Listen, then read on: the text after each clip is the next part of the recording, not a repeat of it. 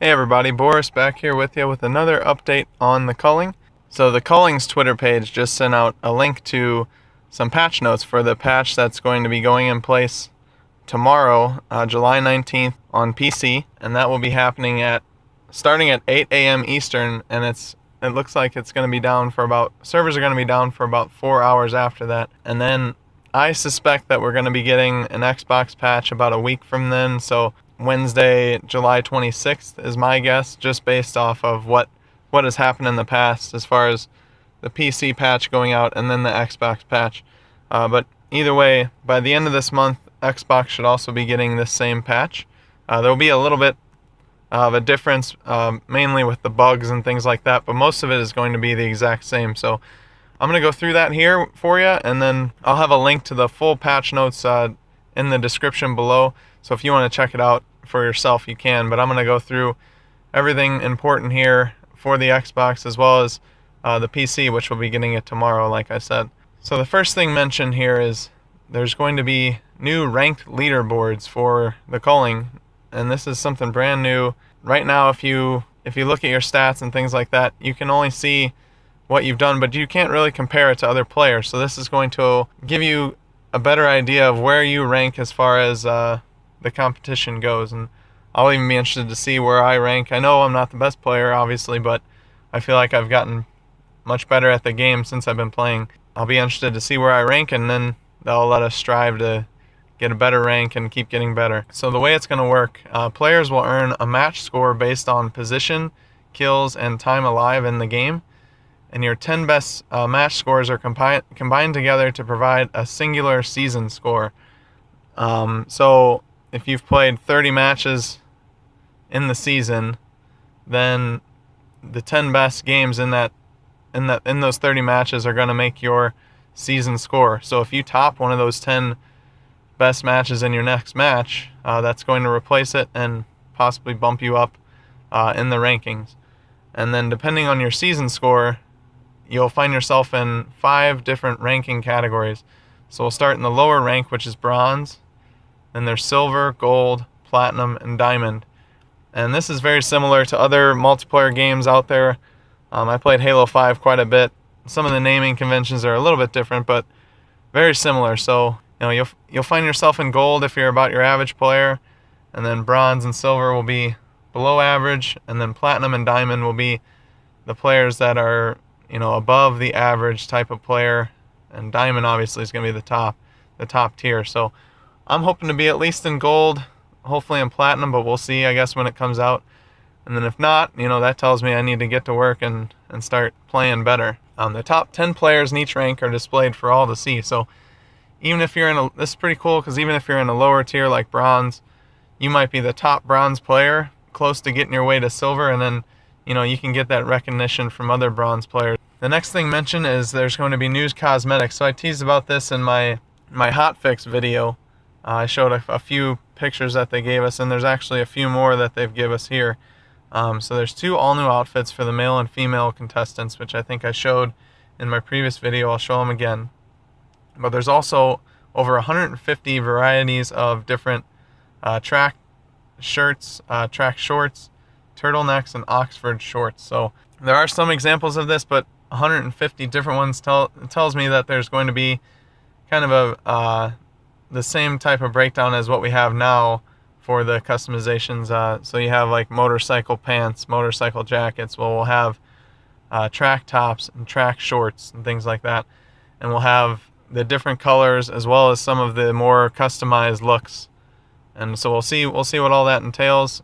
There'll be 8 new victory celebration animations and 3 new sets of weapon skins. 11 skins, each for the pitchfork, camp hatchet, and hammer. So we'll look to see what those weapon skins are in this update, and then we'll maybe I'll have a short video of all the new items once this drops on Xbox, because I don't play it on the PC, so we'll have to wait until that patch actually arrives for Xbox. Onto the 2 bigger portions of this patch, for me anyway. I mean, the cosmetics are nice, and the leaderboards are pretty cool, but the meat of this update for me that I'll be looking for are these 2.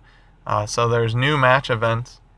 There's 2 new match events. One's called Blood Moon, and they've teased about this, but they haven't really told us this much detail. The sky takes a crimson cast for a brief time. All contestants' locations are revealed with a spooky red highlight. No place to run, no place to hide, and blood moon, nobody is safe. So my guess is it's going to work kind of like if you've played co-op, your teammate is highlighted in blue, so it's going to work like that, I suspect, where all the enemy players are going to be highlighted in red so that you can see exactly where they are, whether they're in a building, underground, it doesn't matter. You'll be able to see them and then go after them and take them out. And the second event is Boombox, and the description reads, a booming red subwoofer crate appears in the center of the arena. In order to relieve this funky crate, you'll need to drop the beat with a bang. Luckily for you, a helping handful of explosive barrels are lowered into the area. Bombs away. So I guess we'll see what that actually entails. I'm not 100% sure. I was thinking at first that it was just going to be kind of like a bigger explosive crate that you have to throw dynamite at or you throw a crafted explosive at. But now I'm not really sure. It might be something that's, you know, hanging above the arena and you have to blow up one of the explosive barrels next to it. I'm not 100% sure. We'll have to see exactly what that has in store for us, and as soon as I get that event, I'll be sure to capture it and share it with you guys. But we'll see, I guess, when this new patch gets deployed. And now for the second big thing here, which I was unaware of. I didn't know that they were going to be doing some new perks, but so it looks like we're getting 4 new perks, and there's one for each category of perks that you can pick from. One for utility, one for survival, one for movement, and one for combat. So let's go through them here. For utility, which is like your backpacks, your man tracker, things like that. It's called Tight Grip. Your ranged weapons cannot be disarmed, but your movement speed is reduced by 5%. Now, people that like to play ranged weapons a lot, or if they have a gun airdrop, things like that, this might be a pretty good perk for you. I use the bow quite a bit. It is kind of annoying when somebody hits you when you have it in your hand and you don't switch to your melee weapon quick enough, or you get disarmed, and then if for some reason you have to run, or if you have to back off, they could pick up your weapon and take you out with your weapon. So this might be one to try out for me. I do like using the bow quite a bit. The movement speed reduced by 5%. I don't see that being a huge issue if you don't run away a lot. So I really don't like to run away. I would rather just fight. Even if I have 10 health left and they have like 50, I'll try and stand my ground and fight, just because if I run away, I'm thinking that they're just going to hit me in the back with something anyway.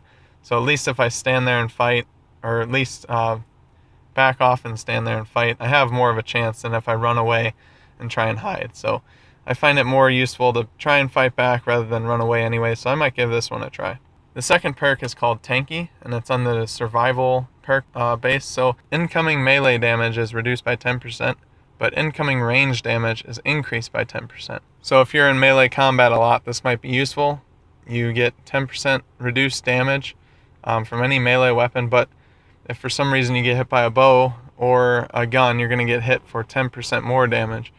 This might be helpful for a lot of players that like melee combat, but again, like I said, not sure yet if it's worth getting rid of Dig Deep. We can try it out and see what happens, but Dig Deep has saved me multiple times, and it's kind of hard to let go of that perk. The third one is called Jogger. Now this one, I think out of all of these, is the least useful perk in my opinion.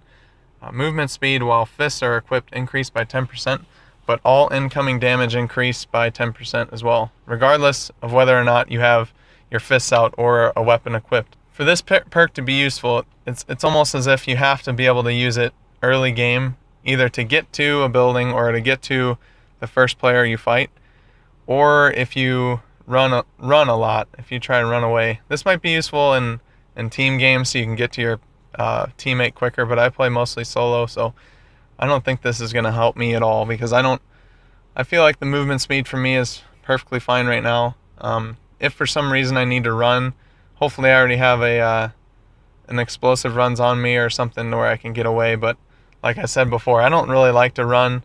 I'd rather stand my ground and fight. It could help someone that does run from time to time, or just wants that extra amount of speed to get where they're going, or to catch up to somebody that's running away. But again, that's only when your fists are equipped, so you can't have a weapon equipped when you're doing this, which once you get to the midpoint of the match, you likely have your whole inventory filled, and you're not going to want to keep one inventory spot open just for fists so you can run faster. You'd rather have a stim or a bandage or something like that to help you out. Alright, and the fourth one is called Berserker, which is all damage dealt increased by 10%, but player loses the benefit of natural cannibal, which is you will not get health back when you kill an opponent.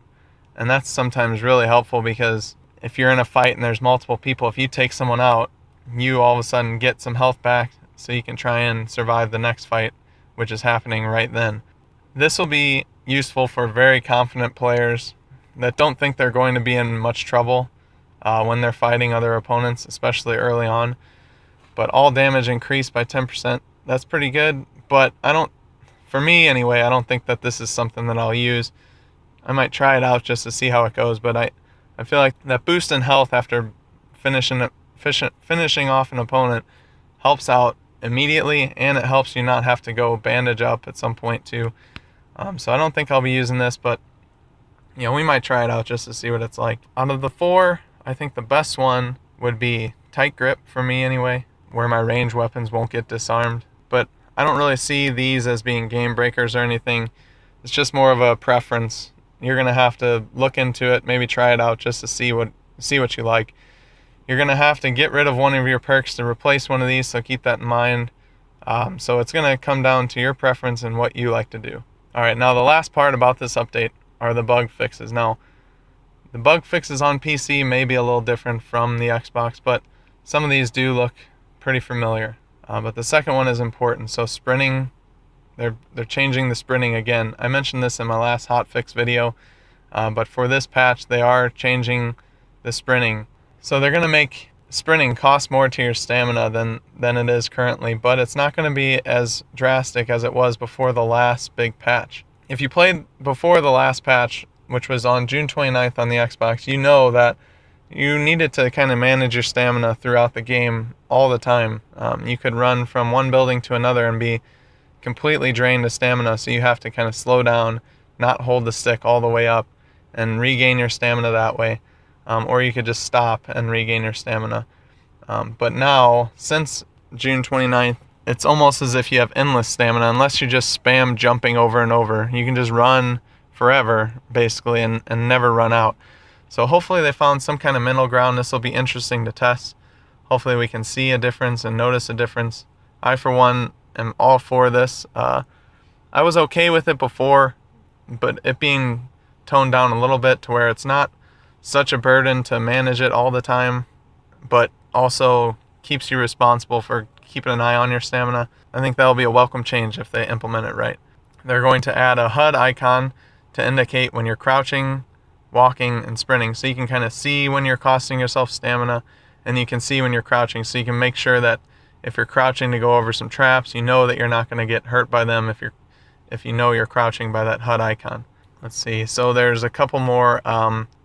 They're increasing the blue outline on some of the items that you can find in lockers, like steel caltrops, muscle man milk, and hammer. Some of those were kind of hard to spot before.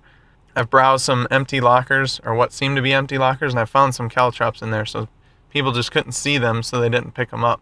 And that's something that's pretty useful to have. And there's a couple other bugs on here. If you want to read all of them, there's about 10, I think. So you can read it in the description below. I'll have a link to the patch notes. But that's about it for this update. It does seem like it's going to be a good update for us. We're going to get some new cosmetic items, rank leaderboards to see exactly where we stand as far as the rest of the community goes. And these new events and perks are going to be interesting to try out and see exactly what's going on with them. So I appreciate you taking the time to view this video. If you do like the content, please give it a like. If you want more content like this, please hit the subscribe button. And if you have any questions or concerns, definitely let me know in the comments section below. But until next time, I'll see you later.